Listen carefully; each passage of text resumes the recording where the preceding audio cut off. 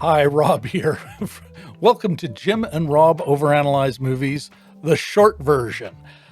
Jim and I just finished up our latest live show where we went for a deep dive into Zack Snyder's Army of the Dead.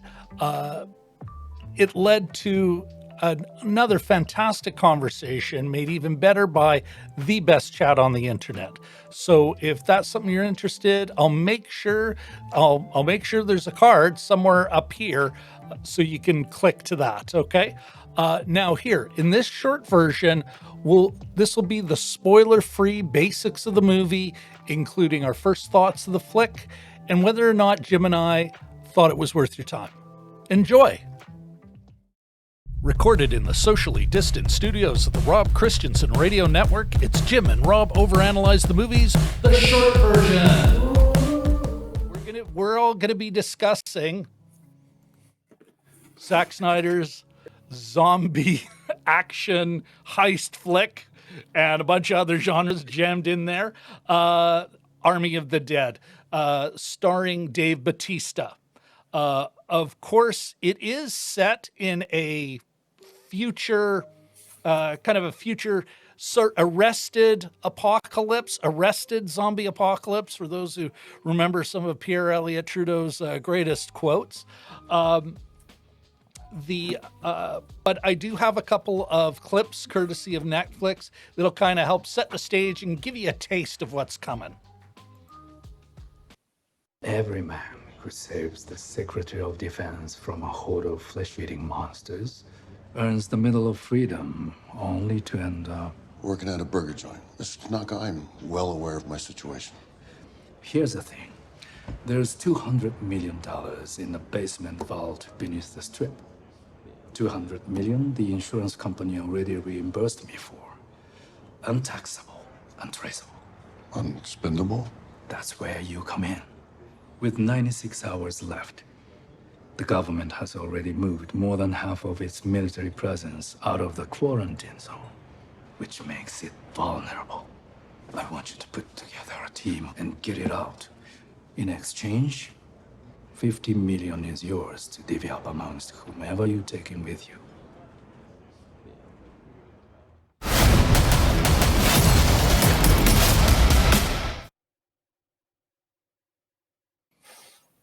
Ooh, here's one more. Kind of a taste of the action. What happened here? Where the police and military finally failed. Vegas' last stand. Whoa, whoa. Everybody be quiet. Did you hear that? What the hell is that? Get behind the car! Go! Behind the car!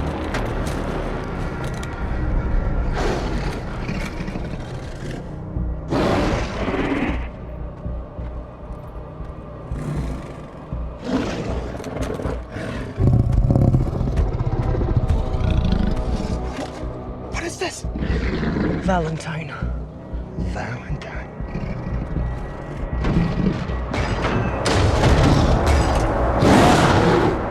There's a goddamn zombie tiger.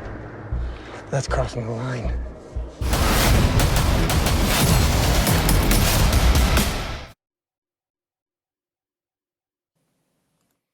Oh, Garrett Dillahunt. Anyway, where was I? All right. Okay. It was directed by Zack Snyder, of course, with the screenplay coming from Zack Snyder and Shay Hatten as a writing team, and Joby Harold. The film also has a really solid supporting cast, including Ella Purnell, Omari Hardwick, Anna de la Reguera, I hope I pronounced that correctly, Theo Rossi, Matthias Schweighöfer, Tig Notaro, Garrett Dillahunt, and, not for a long time, but still pretty solid, Hiroyuki Sanada. As for the ideological ingredients, would it qualify for reframe stamp? No. Was it union made? Yes, it was. As far as the Bechdel test goes, correct me if I'm wrong, but I actually saw a number of solid takes where women were talking to each other that didn't involve a guy. So that definitely passed the Bechdel test. Now, here's an interesting one. is the story in any way class conscious? You know what? I was kind of stuck on this one, but I'm going to give Zack maybe not a yes, but a yeah, kinda. So that's kind of where I'm coming from there, folks. Yeah, let's get into it now, eh? Jim, what are your first thoughts?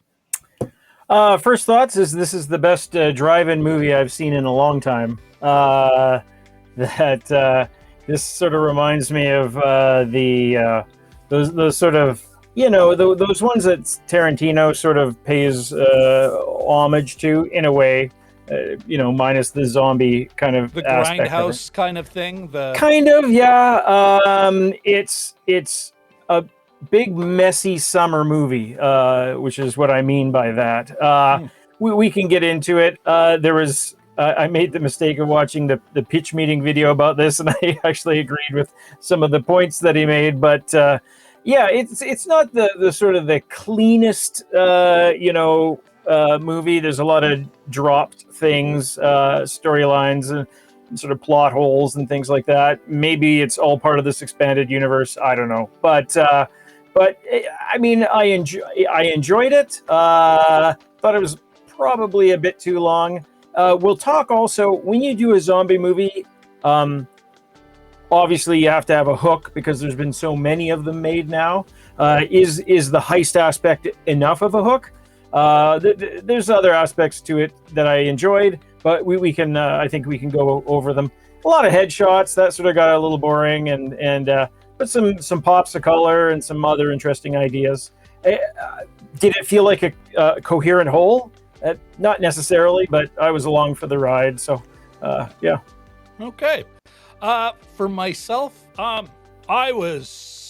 had a great time. It was a lot of fun. I suspect we'll argue a little on this one.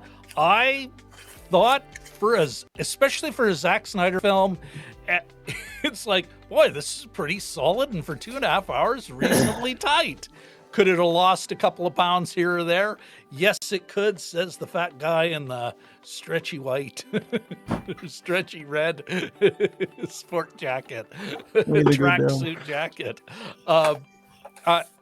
I did. I think almost everything he threw at the screen fits the genre expectations. I thought what he stole from a ton of other movies, because I was like, oh, there's Escape from New York. There's I Am Legend. There's Aliens. There's he stole well. Like, I mean, what do they say?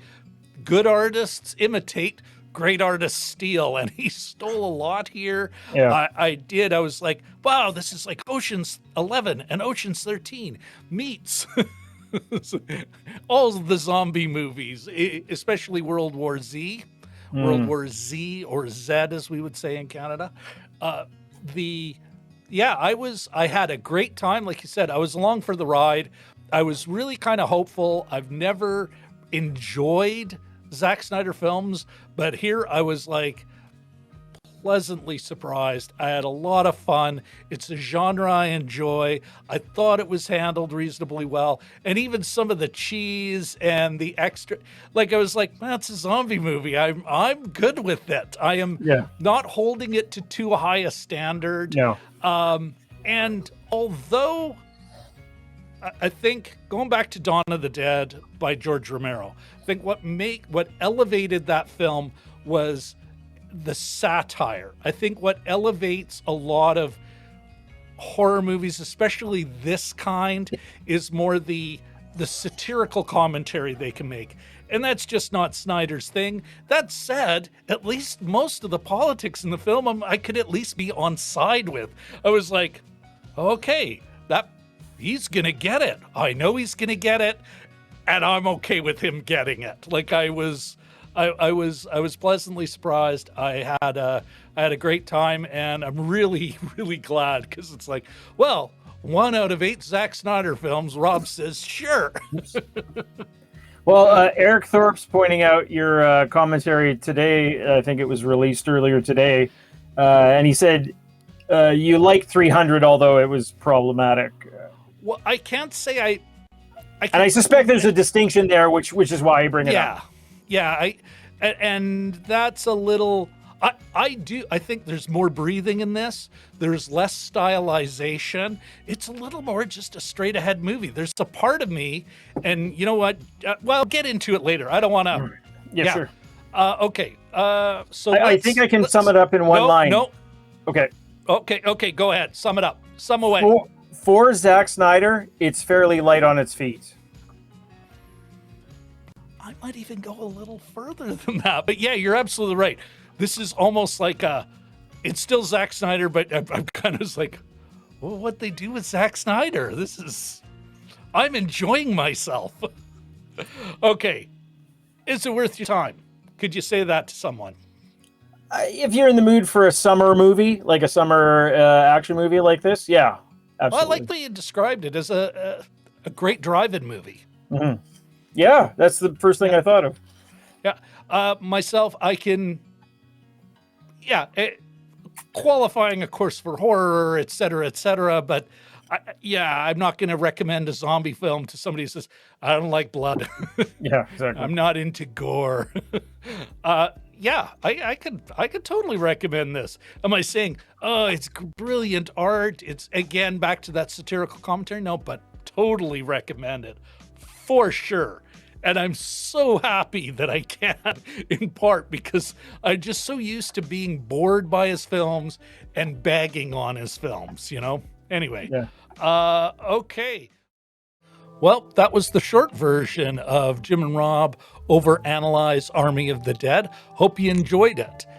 Next week, that would be 2021, if you're watching this in time, 9:30 p.m. Sunday evening, Central Daylight Time, Universal Coordinated Time, -5.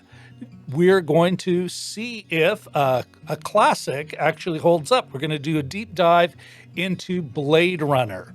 So if you're watching this in time and you're interested in that, make sure you subscribe and ring the bell for all the notification nonsense, which will be around somewhere here. Anyway, thanks so much for watching to the end of the video, and have a great rest of your day. I've been in